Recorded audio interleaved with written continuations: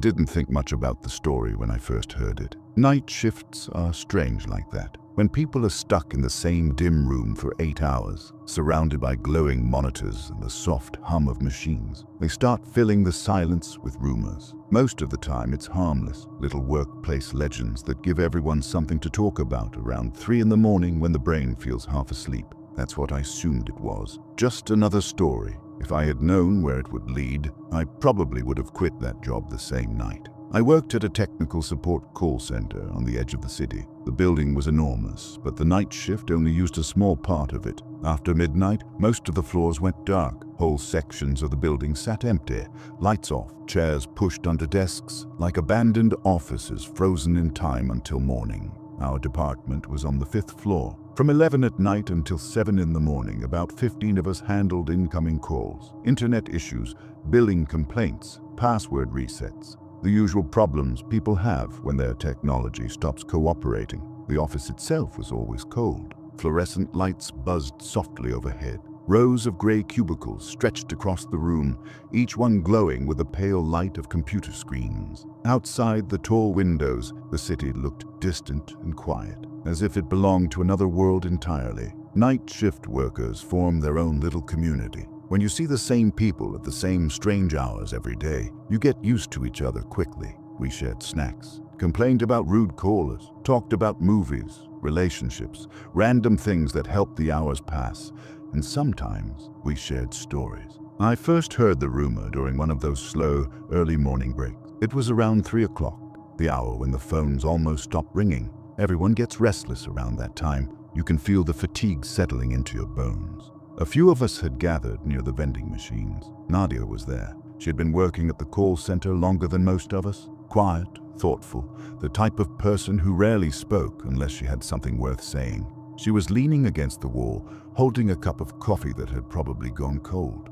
Out of nowhere, she said something that made the conversation stop. "You know what happens if someone hangs up early on a call here?" It didn't sound like a question, more like a statement. Omar, who worked a few cubicles away from me, laughed immediately. "Yeah," he said, "you get written up." A few people chuckled, but Nadia shook her head slowly. "No," she said, "not that." Something about her tone made everyone look at her more closely. "What do you mean?" someone asked. She took a small sip of her coffee, then looked around the group. "I mean, if someone hangs up early on the wrong call." There was a pause. I remember feeling a strange sense of anticipation, like the moment before someone finishes telling a ghost story. "What happens?" Omar asked. Nadia didn't answer right away. When she finally spoke, her voice was lower. "Every agent who hangs up early disappears before their next shift." Someone snorted. "Okay, that's creepy." A few people laughed, but the laughter felt thin. Nadia didn't smile. She just looked at us. "The strange part isn't that they disappear." Another pause. "The strange part is what happens the next night." Someone leaned forward. "What?" Nadia's eyes moved slowly from one face to another. "The next night," she said quietly. Their voice is the one calling. For a second, nobody said anything. Then the room filled with awkward laughter. The kind people use when they're uncomfortable but don't want to admit it. I laughed too, because the alternative was taking it seriously, and that would have been ridiculous. For weeks after that, nothing unusual happened. Calls came in, problems got solved, customers complained about things we couldn't control. Sometimes a caller got rude and an agent ended the call early. It happened all the time. Nobody vanished. The rumor slowly faded into the background, until the night Farid disappeared. Farid worked 2 cubicles down from me. If you've ever worked in an office, you know there's always one person who keeps the atmosphere alive, the one who makes long shifts bearable. That was Farid. He was quick with jokes, good with people. Even angry callers usually ended up laughing by the time he finished helping them. That night started like any other. Around 2:30 in the morning, I noticed Farid had been on the same call for a while. At first I didn't pay attention. Some problems take time, but after 10 minutes I glanced over again. His expression had changed. The usual relaxed confidence was gone. He was frowning at his screen. "Sir," he said into the headset, trying to stay calm, "I need you to explain the issue again." A pause. "No, I understand what you're saying, but that's not something I can see from my side." Another pause. Farid rubbed his forehead. "Sir, please don't raise your voice." The rest of us continued working. Arguments with customers weren't unusual, but something about his tone made me keep an eye on him. After another minute, Farid went completely silent. He stared at the monitor. His face had this unsettled look, like someone trying to process something that didn't quite make sense. Then suddenly he pressed the button to end the call. The line disconnected. He sat there for a second, staring at nothing. I rolled my chair over. "You good?"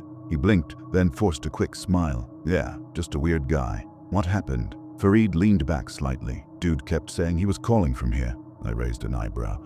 "From the call center?" "Yeah," I laughed. "Maybe he's lost in the building." Farid didn't laugh. "He knew my name." "Customers see your name on the account sometimes?" "No," Farid said slowly. "He knew things he shouldn't." "Like what?" He hesitated. "Like my shift. That's still guessable." "Yeah," he said quietly. "Maybe." Then he looked back at the monitor. He kept repeating the same thing. "What thing?" Farid sighed. "He kept saying, 'Don't hang up.'" I waited. "That's it?" "That's it." "So you hung up?" "Yeah." He gave a small shrug. "I'm not staying on a call forever with some creepy guy." That was the last conversation I ever had with him. The next night, his chair was empty. At first, no one thought much of it. People call in sick all the time. But after 2 nights, people started asking questions. No one could reach him. His phone went straight to voicemail. Management tried contacting him too. Nothing. By the 3rd night, the rumor came back. People started whispering about what Nadia had said. I told myself it was coincidence. People disappear sometimes.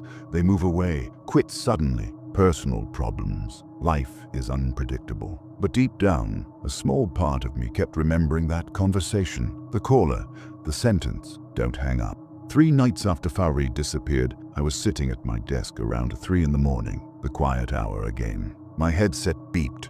Incoming call. I clicked the accept button automatically. "Technical support, this is..." The voice on the other end said my name. Not the company greeting, my real name. "Hey." My stomach tightened instantly. The voice was familiar. Too familiar. "Farid?" Silence, then a soft laugh. "You recognized me." My heart started beating faster. "Where are you?" No answer. Just breathing. Slow. Calm. Then he spoke again. "Why did you hang up?" "I didn't hang up," I said. "Not you?" A pause. "Me." A cold feeling crept through my chest. "What do you mean?" "They told me not to hang up." The line filled with quiet. I glanced around the office. Everything looked normal. Agents typing, phones ringing somewhere across the room. But suddenly the air felt colder. "Farid," I said carefully. "Where are you calling from?" "From here." The exact same words he had told me days earlier. A chill moved down my spine. "Where is here?" He ignored the question. "Do you remember what Nadia said?" My grip tightened on the headset. "How do you know about that?" A faint laugh came through the line. "Because they told me." "Who?" For several seconds, there was nothing but static. Then Farid whispered something so quietly I almost didn't catch it. "They're listening."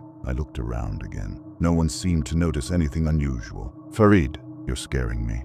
"You should be." His voice sounded exhausted, like someone who hadn't slept in days. "Listen carefully," he said. "When the call comes, don't hang up." "What call?" "You'll know." My throat felt dry. "Farid, where are you?"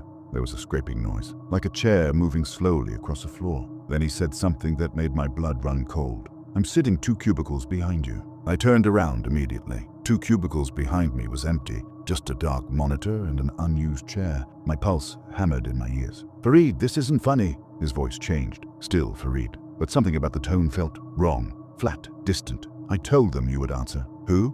"They want to talk to you." The line crackled. Then the voice shifted again. Same voice, different feeling. "Don't hang up." My finger slammed the end call button. The headset went silent. My hands were shaking. I told myself it was a prank. Someone using Farid's voice. Someone trying to scare me. But deep down, I knew what I had heard. And it wasn't a prank. The next night, Nadia didn't show up for her shift. No one could reach her. Her phone went straight to voicemail. People stopped joking about the rumor after that. Around 3 in the morning, my phone started ringing again. And when I answered it, the voice on the other end was her.